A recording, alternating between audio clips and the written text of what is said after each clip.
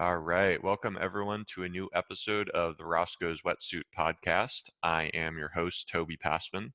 On the show with me today, we have a special guest, Cameron George from TRU KAVA.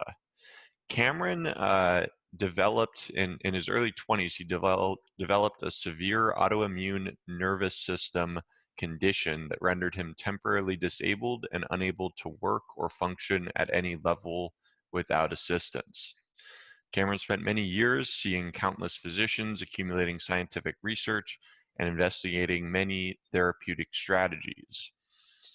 Eventually, this led him to discover the powerful effects of kava, and Cameron became the co-founder of TRU KAVA, a company that's striving to set the industry standard for quality, safety, and education around kava within the mass market. Cameron, welcome to the show. Awesome. Thanks for having me, man. Absolutely. Fun. Yeah. So tell me a little kind of about your story as far as kind of going down this path where you were sort of searching out sort of doctors and help Mm-hmm. for your condition. Yeah, it's always kind of interesting. I always tell people this, and we were kind of talking right before the show of how all the discoveries that I've made in the inception of this entire project and this company, and some of the other things that I'm involved in within sort of the health and wellness sphere, within research, product development, writing, and representing other influencers as well. All of it really came out of necessity for me, right? It was like it's sort of I call it a pain to purpose journey. That's one of the terms that we use, and my mentor, Dr. Dan Pompa, who's sort of in this field as well, to help me get my life back. That's a term that he uses at his conferences as well, and I think it's adequate just because so much of this really it came out of necessity, but more specifically, it came out of my own pain. Like you mentioned in the bio there, I got sick at a really early age. I got sick in my early 20s, way more sick than most people could even fathom, right? Even at an older age. It was one of those situations that I call the perfect storm, where a lot of different, you've seen the movie, like several different fronts come together, the whole thing explodes, right? And this was really a bunch of different, both genetic susceptibility and environmental factors. So both nature and nurture that sort of came together, and the whole thing sort of exploded really early in my life. And in these situations, there always is a level of genetic susceptibility when someone gets so sick, so young. But it's always the environment that really has to pull the trigger on these things, right? Or a combination of different stressors in the environment. And for me, it was horrible lifestyle habits, a lot of profound stressors, some chemical, some physical, some emotional. There is a lot to this story here. Growing up in the 90s, I had a lot of dietary habits that were not optimal that we know now, right? Obviously we just weren't as focused on what to eat, when to eat. It was more just about like following the food pyramid, that we all learned in school, where we eat a bunch of grains and carbohydrates and fuel with that. And then, we kind of try to stay away from certain things. But if you were a person like me who kind of had a framework that was wired a little bit to an addictive personality which is usually a response to some form of trauma or a combination of trauma, or the susceptibilities that I talked about, I was sort of set up to sort of overdo a lot of these things that weren't so good for me, as part of that sort of like dopamine loop that we all find ourselves in, that dopamine pleasure loop. That's sort of a negative feedback loop, that the more you do of certain things, like the more that you overeat of things that are not good for you, or say other addictions that I had, like I immersed myself at an early age in physical exercise. And I was an elite endurance athlete, and I ran at the University of Arkansas and was running, I was running, professionally for a bit, and I hit, Olympic qualifying trial times and marathon at a very early age. So doing things that at an early age that were putting a huge stress burden on my body, on top of some of the underlying circumstances that I had going on physiologically. So, all that, it did come to a head. I was, overtraining was a huge part of it. Bad dietary choices for years were a huge part of it. Addictions were a part of it. I had bouts with drug and alcohol addiction pretty early on and stuff too on the side. And all that sort of accumulated. It created an inflammatory sort of autoimmune storm in my body that led to a huge metabolic sort of deficit or a metabolic failure to some degree. And I ended up in a psychiatrist's office because obviously I have no energy and I've got extreme depression and I can't train anymore and blah, blah, blah. End up with a bunch of injuries. And I was prescribed a whole host of different pharmaceutical drugs. And that was the model at the time. That was my first sort of introduction at an early age to like a significant intervention from the allopathic model, the psychiatric wing of the allopathic model.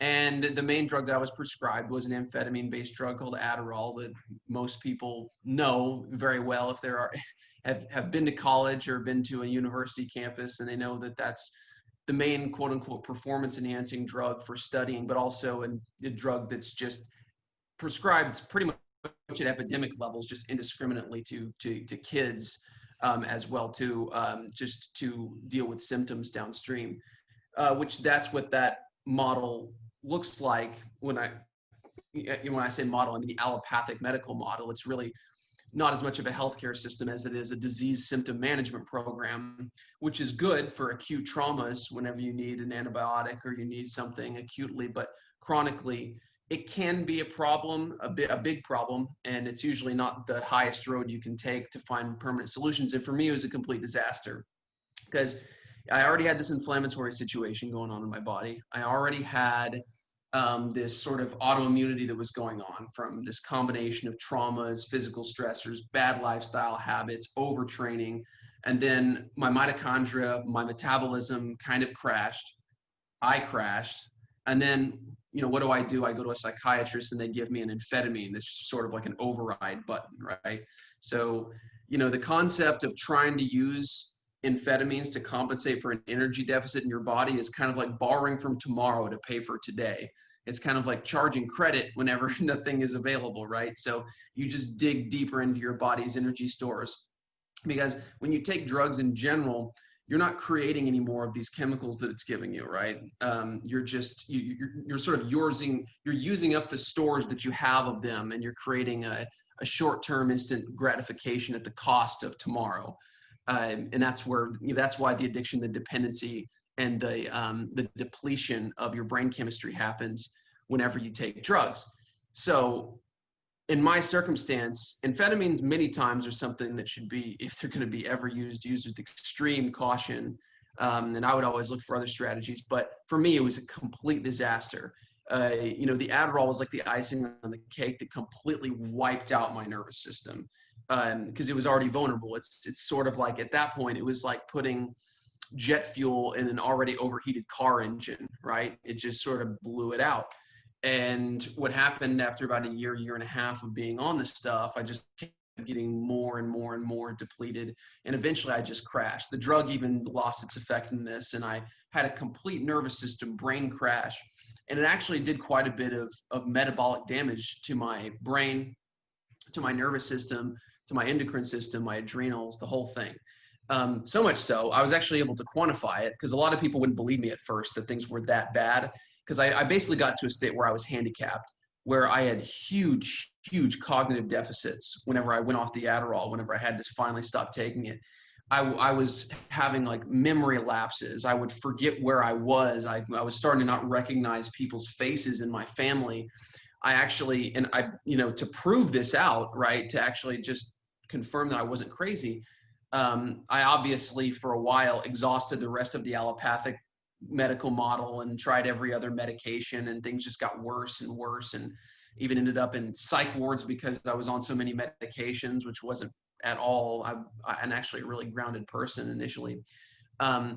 But after I went through all of that and I realized that wasn't the answer, I started engaging in medical tourism, where I started traveling all over the country to look at what was outside the initial allopathic paradigm, right? The functional medicine slash, sort of like, naturopathic, chiropractic, biological medicine type paradigm, right? That can be, within that paradigm, you have MDs, DOs, chiropractors, naturopaths doing any combination of both functional medicine and or like regenerative therapies. I just wanted to figure out how I could actually accelerate the healing process in my body.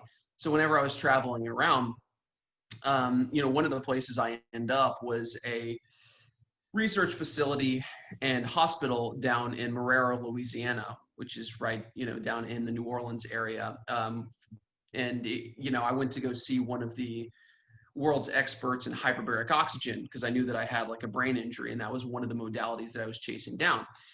He wanted to do a SPECT brain imaging scan on me, which was definitely something I wanted to do because I wanted to be able to visually see where my brain was at so that I could help other people in my family understand what I was going through, and then also be able to track my progress and engaging in some of these reparative therapies like hyperbaric oxygen. And I was looking at stem cells and a bunch of different other things as well too. So I did the SPECT brain scan, and this was probably like a year after I went off Adderall, and I was totally handicapped. I couldn't get off the couch. I could barely move around and couldn't function at all. I had to move back in with my parents. This is at like 23. I was like 23 at the time. So I did the SPECT brain scan, and when the radiologist got the scan and gave me the report, and by the way, a SPECT brain scan, basically it measures for energy metabolism, it measures for blood flow and activity. So it's looking at the actual activity of your brain instead of like an MRI that's looking at the physical size and shape. So it can tell you like how well your brain's actually functioning.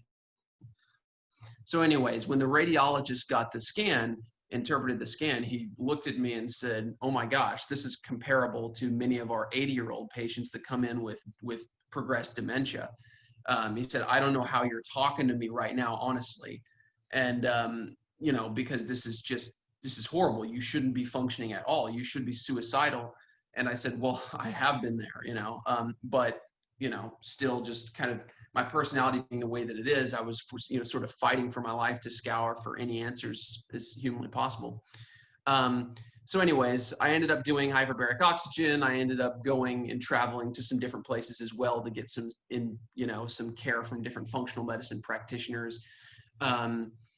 Found my way and got integrated with a network of doctors that specialized in protocols on cellular detoxification and teaching me a system of how I could upregulate detoxification at the cell, because that was a huge thing that was keeping me sick. And that was a huge thing that led to my system crashing to begin with, because genetically I didn't get rid of certain toxins as well. And then also I had to work on my microbiome and my gut. So I had to work on a few different biological things. And then after doing some of that preparatory work to make my body stronger over a period of time, I was able to integrate some of these regenerative medicine therapies, which were like the icing on the cake. And really, when I put all of these things together over years' time, I was able to get my life back. But it wasn't just what I did, it was how I did it. I had to figure out the system. So I had to do the right protocols and, figure out what was going on during that process. Sure. And then tell me kind of how Kava started fitting into that system. Right. So during that process, when I was traveling around scouring, for different treatments and therapies and modalities, I was deteriorating pretty rapidly until I really got integrated into like this network of doctors that I was telling you about, that sort of guided me on sort of when and what and how to do, and to where I could get a leg up, because I was deteriorating rapidly. Because when the system is that unstable, you tend to be in a downward spiral, and I was getting sicker and sicker. Even though I had taken away the drugs and things that really set me on that path. But during that process, things got so bad that I developed so much neurotoxic situation that I ended up in a syndrome spectrum called environmental illness, or it's called environmental illness, or people have heard the term Gulf War syndrome or multiple chemical sensitivity. I started, in other words, I developed a number of different environmental sensitivities to foods, supplements, lights, sounds. It's a label. Those labels like MCS or Gulf War syndrome are just labels for these syndromes where people have severe PTSD from physical stressors, emotional stressors, or chemical stressors in my case, right? I had this massive accumulation of endogenous toxicity, and it led me to develop profound sensitivities to all of these things that I just named. So I was like losing foods like by the day, like the amount of foods that I could eat, the amount of supplements that I could take. So my reactions, what a reaction looked like for me, it was either one of two things. It was either more immunologically mediated or it was nerve system mediated. The immunologically mediated reactions sent me into like a full-blown anaphylaxis when they got at their worst. I broke out, throat closed up, couldn't breathe, big problem. The nerve system reactions, which were actually the reactions that were happening most of the time, sent me into full convulsions and seizures. So I was having like, at one point 10 seizures a day. And every single time I had a seizure, it accelerated the rate of my deterioration. So that was a massive problem. My first priority before I started to integrate any of this sort of detoxification stuff, the dietary stuff, the regenerative medicine stuff, I had to get control over my convulsions and my reactions because I couldn't tolerate any of these things. Everything that I would do, food, supplements, anything, time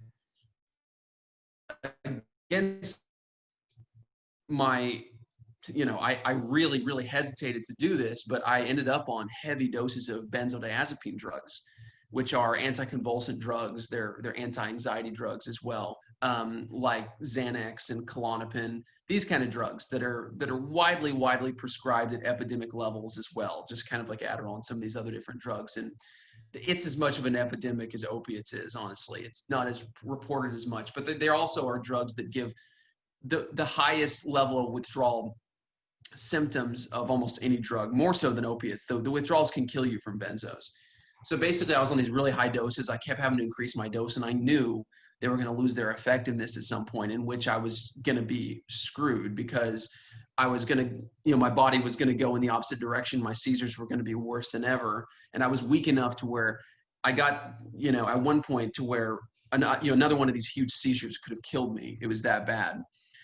So basically, already having spent years in this state and being someone who was just scouring medical and scientific literature to save my own life, and having a background in performance athletics, I already sort of knew my way around the sciences a little bit and fine-tuned that as I went on.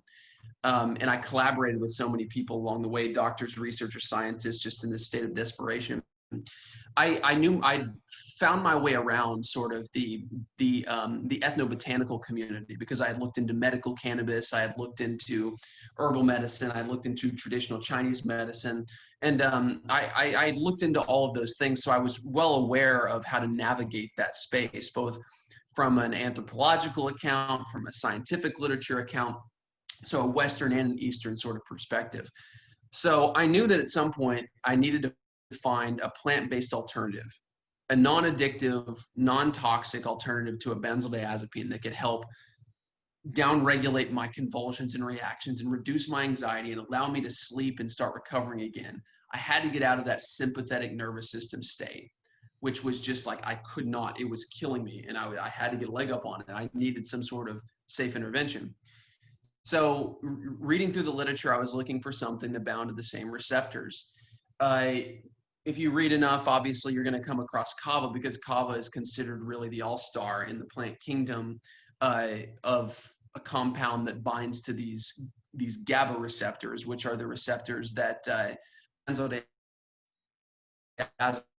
and anxiolytic drugs and even barbiturates and alcohol and all those bind to. And GABA is the main pathway in the body that is like the brakes of the nervous system, right? It's the main sleeping, relaxing chemical. It's the most inhibitory neurotransmitter in the system, as where the glutamate, which is the most excitatory, which is what drives seizures, is its equal opposite, the most excitatory. Very crucial neurotransmitter, but very carefully regulated, because it gets out of balance, it becomes toxic, burns out the system, causes seizures, etc. So I was trying to find this plant-based analog here. And so I had gone over kava a few times and tried capsules that I had just gotten from the health food store, like, a couple of years prior to this. And I was like, I've already looked into kava. It's not much. It's no different than like a cup of chamomile tea I'd get from Whole Foods or something. It's not a big deal, right? I need something stronger. Like, a lot of these different herbs like valerian root and chamomile and lemon balm and passion flower and all of the herbs that are in this wheelhouse, even just straight CBD, they all have effects, and I don't dislike any of them, but for my situation, it was kind of like trying to take down an elephant with a BB gun. It was not happening. Like, it was not enough. I was trying to get off this powerful drug. But anyways, I came across, someone who was a friend of mine who was from the South Pacific Islands.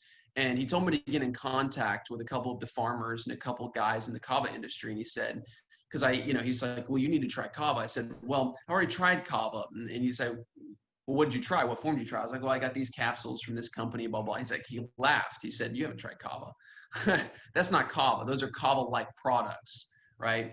If you kava gets, the effects get destroyed really easily if you extract it with solvents and different things. And so you have to have the traditional preparation, the drink that they drink in the islands. I was like, okay, that actually makes sense, because everything I've read about kava from an anthropological account standpoint, this is like a sacred substance to them. And they're reporting all these effects that I was not getting with those capsules, right? Deep, psychological, almost like, subtle entheogenic effects, profoundly calming effects. It's so sacred to them, social lubrication, social enhancement. I wasn't getting any of that with those capsules. So anyways, I did get in contact with this farmer and with, several people in the industry, and started to sort of work that circuit. Got in contact with a lot of these people in Vanuatu and in Fiji, which are the two island chains that kava really originated in, initially about 3,000 years ago. And these indigenous people have been using it for that long, and they've been using it daily in a specific form with a specific preparation that is this drink. It's this drink that looks like muddy water that they consume in ceremonies, and they consume in weddings and funerals and social gatherings and the whole thing. So I started having some of the dry roots sent to me, and then they sent me instructions on how to prepare it. And it involved basically putting a bunch of this ground dried root that was like vacuum sealed, so it wasn't exposed to oxygen. And I opened it up, and then I put it in the strainer bag and squeezed it out into a bowl of cold water like they told me, and wrung it out under a specific pressure, a certain temperature, for like 30, 45 minutes. Oh, it took a lot of time, and it got my bag all nasty, got my kitchen all nasty, and it tasted like muddy water, but I was blown away by the effects. After taking it for a couple days, I was like, this is really interesting. It has a cumulative effect, and so you always give it about a month to build up in your system. So after a month, I was like, this stuff is amazing, right? This is like really, really helping. Like, I feel like a 10,000 pound weight is lifted off my shoulders, and I'm having far less reactions. The ones I am having are lasting half as long. And then after 2 months, I had reduced my reactions by about 85%, my seizures by about 85%. And the ones I still having were almost like non-existent.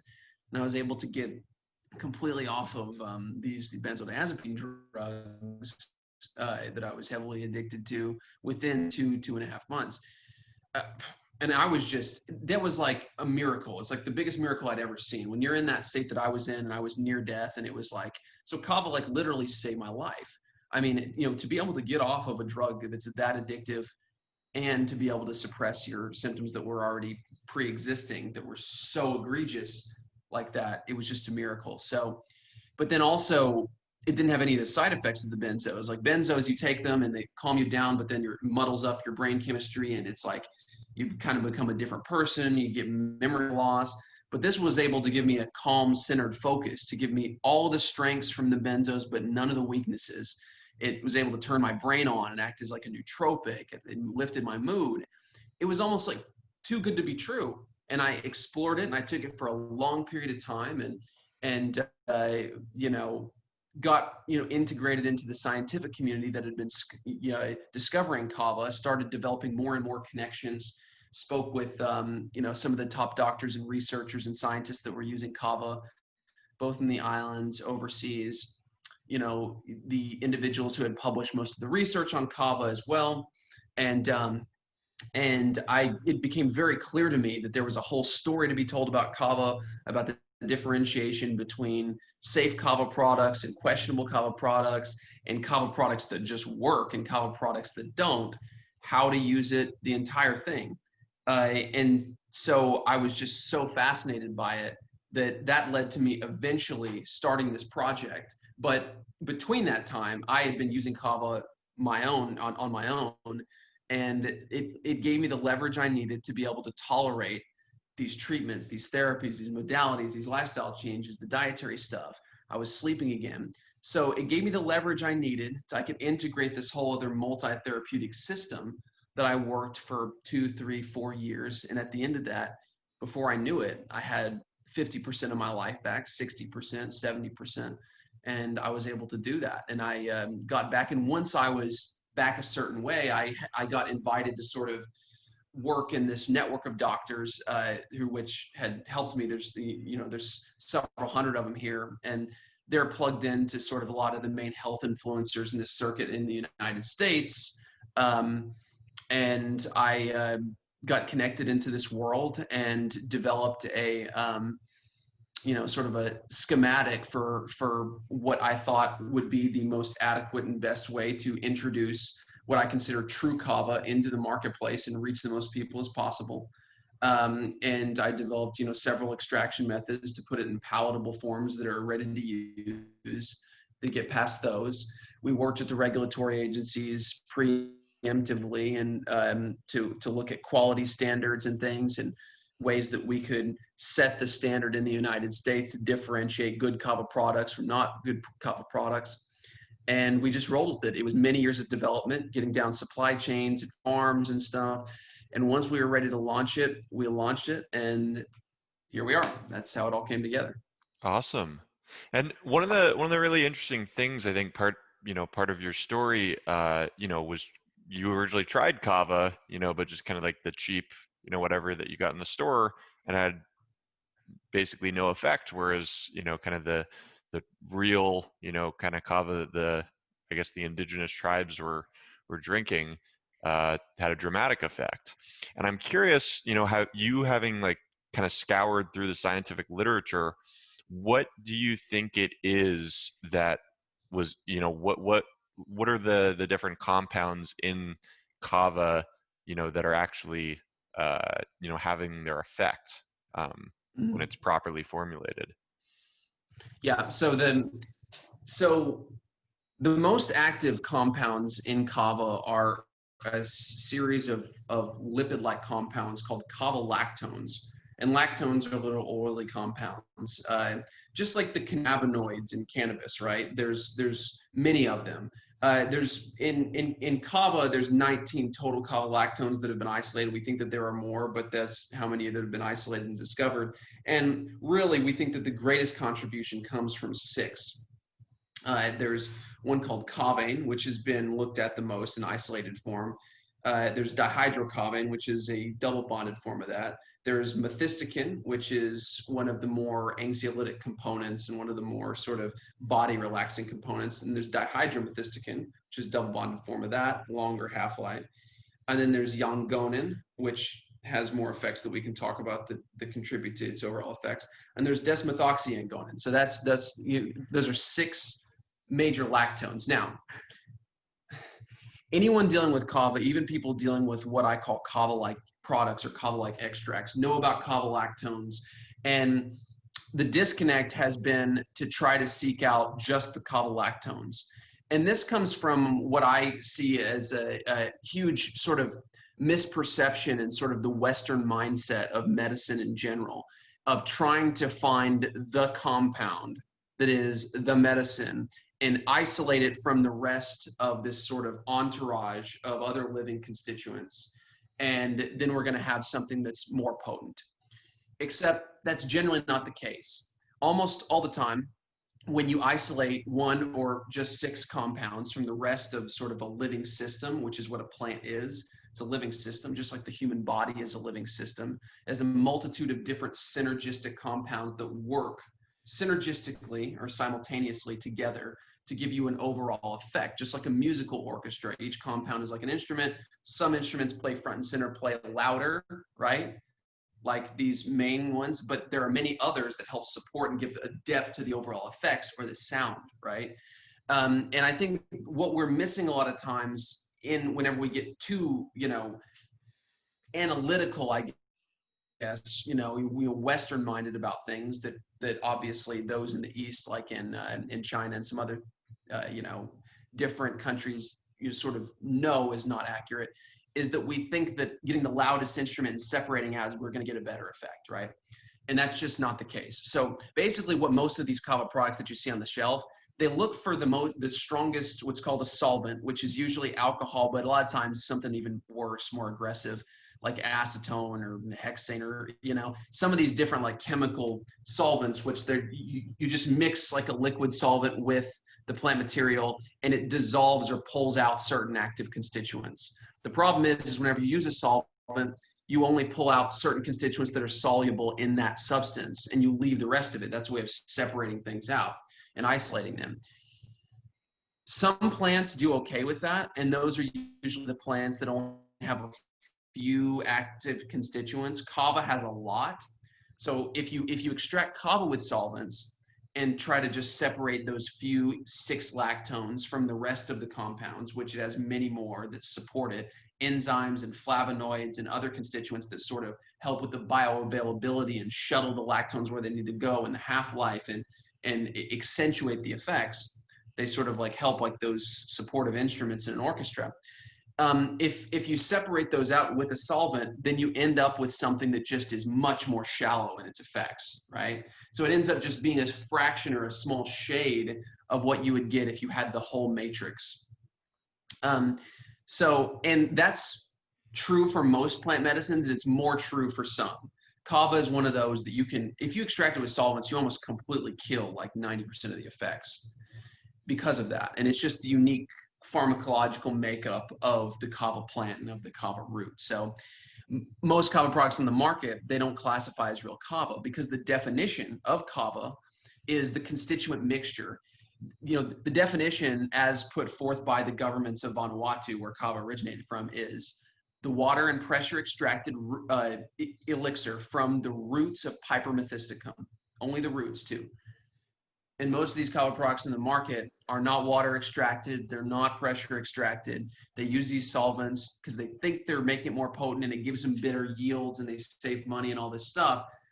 But they end up with something that's a kava-like product. And it may not even be safe, because when you isolate certain things, they act differently in the body too. I think with kava, that's not as much of a problem with that. Now, you can make kava unsafe in many other ways by using the wrong parts of the plant and such. But that's really the main difference. Is most of these kava products in the market use solvents, and they end up with kava lactone. And so they just look in the scientific literature and they say, well, kava lactone is what we want. But they're only reading part of the story. And that's also the problem of science sometimes, is that we get incomplete data when we only look at certain metrics. And that's why you know, when looking at anything, it's important. There's multiple forms of knowledge. There's the scientific method, which is crucial, but then you also have to look at anthropological accounts. You have to look at direct experience. You have to look at how it's been used, because there's a lot of wisdom in direct experience. And when the indigenous people are saying, hey, this is how we've used it, there's something that you're not taking into account. These are how we get the effects, and this is how it's safe. We've used it daily for 3,000 years. Then we need to listen to that and use the science to guide us, right? Or use that to guide us in what we look at with the scientific literature, with the studies. So whenever you take all of those things into account, it brings you to this obvious understanding, anyone who dives down this rabbit hole with kava, that there's a huge difference there. Those products, the solvent extracted products, have kava lactones, but just a few, but they miss all the other constituents, a lot of the flavonoids, a lot of the enzymes, everything like that. The traditional preparations have those. So it's much stronger, much more efficacious. Okay. And one of the really interesting things I heard you mention in a previous podcast was just kind of about, formulating kind of the different, you can do different strains of kava, right? That have kind of slightly different effects, some more anxiolytic, some more nootropic. And I guess I'm curious, how did you sort of go about deciding on the couple strains that you ended up using for the products that you guys are currently selling? So kava, just like the world of like cannabis or medical cannabis that a lot of people are aware of today because it's so prevalent and it's becoming more and more prevalent, there are hundreds of different strains of kava because if you grow it under different conditions, it expresses more of certain compounds that bring out more of certain characteristics. So if you select for certain strains of kava and replant certain strains of kava that express more of, say, the lactones like yangonin, which is responsible for more of the dopaminergic effect, the dopamine enhancing effect of kava.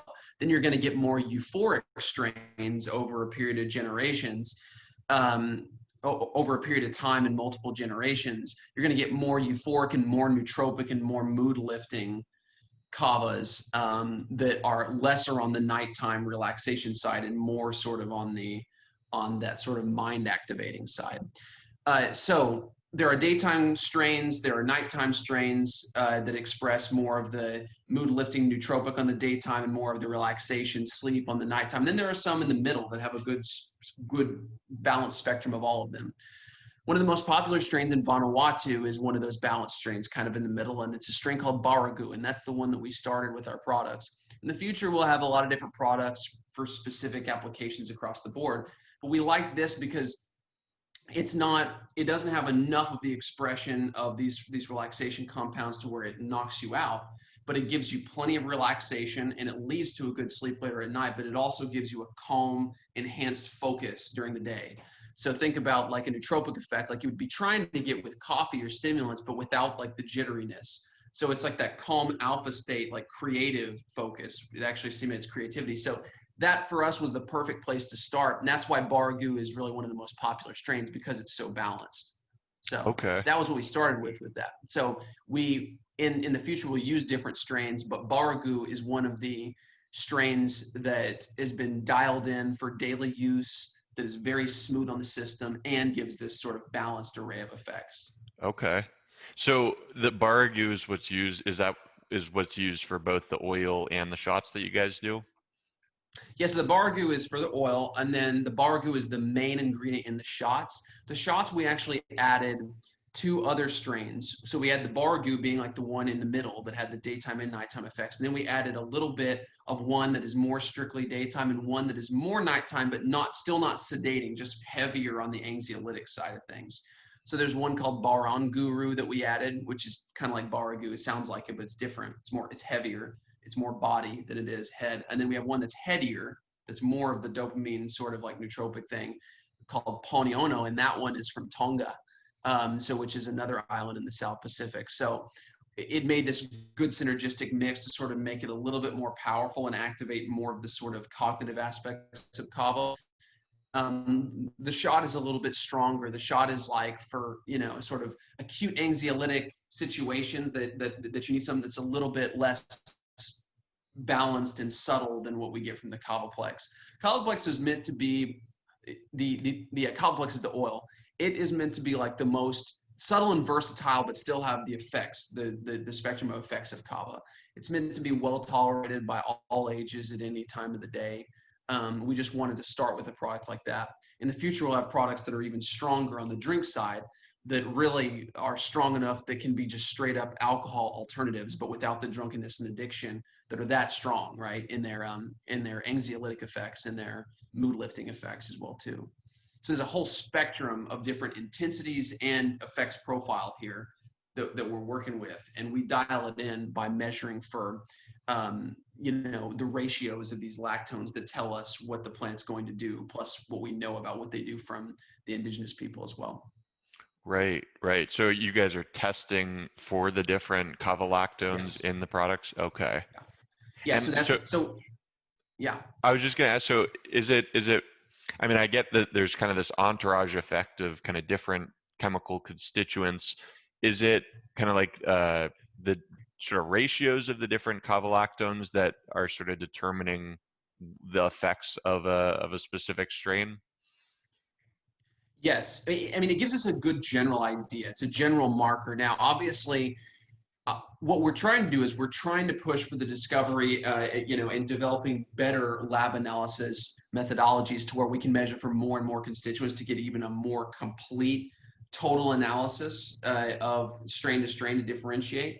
We're pushing to do that. We're putting a lot into that, obviously, and we've collaborated with some amazing people to be able to do that and to set new standards in the future. But right now, the gold standard for what we're using and what our partners had developed was a chemotype methodology using UHPLC, where we can measure for the 6 major lactones and 3 chalcones called flavonoids, and they're kind of compounds that have a double-edged sword. You don't want too many of them, or you definitely don't want too many of them, and sometimes you want none at all.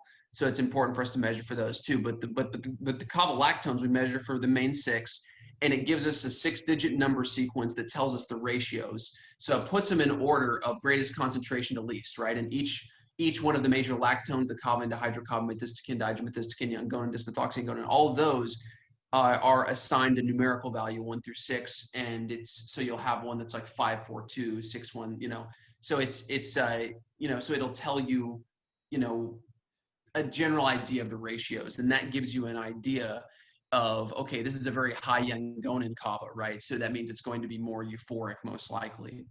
Now, there are other factors there because there are other supportive constituents that may be there that may express and bring out more characteristics that could distort that a little bit, but it gives us a ballpark idea and a starting place. But also, we just have so much direct experience with these strains that we're so confident because the effects, I could take the Pepsi challenge with any of these strains, right, and tell you which one's which because I know them so well. And that's the good thing about kava, is that the effects are out front enough to where you really do feel the difference. And also, but we're looking for and always trying to modify and improve, the ways that we can actually demonstrate that in the lab, right? To where we can give some sort of objective, sort of quantification of each strain, especially as we move more into the medical space with all this. It's going to be very important. So Awesome. so that's pretty much what we do there. And so by doing that, we can, sort of tell people, okay, this is going to have this effects profile. Generally, this is going to have this, effects profile. Some of these other compounds, these flavocavanes, are part of the plant's defense system. They have medicinal value up to a certain point, and then they're just too stressful to the body. So some strains that are closer to wild kavas have a really strong effect because they have higher expression of these double bonded lactones, and they have more of these flavonoids. And the flavonoids are actually heavily studied against almost every form of cancer that we know of. And there's a large body of literature around flavonoids and their anti-cancer and anti-mutagenic properties. And so they may have application in the future, but they can cause side effects because they can cause roughage. So you have to get the dosages right of those to make sure that you're not overdoing it and causing side effects and hangover that you can get from having too many of those.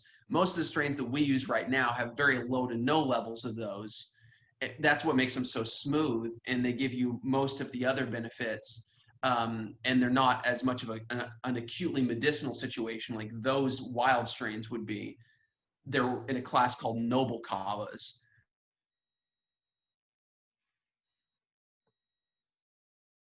Indigenous people have selected to meet a certain chemical composition standard that we now know from the scientific literature, where they have virtually no flavonoids and they have lower levels of the double bonded lactones. So they're really good for daily use. You can drink them consistently, safely over long periods of time.